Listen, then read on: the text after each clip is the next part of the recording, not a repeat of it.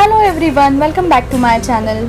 So today is the part 2 of my art studio makeover.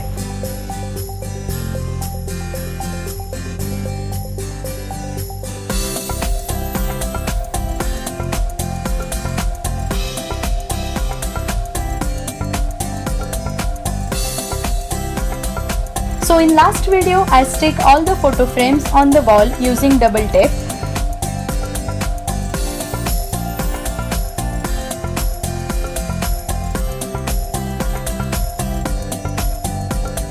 So for the next DIY I am using this old cardboard box which is totally broken and I am going to stick it with a sellotape.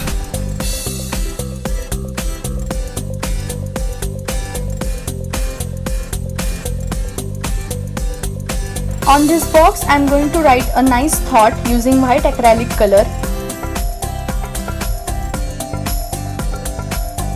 To decorate it I am using some old flowers.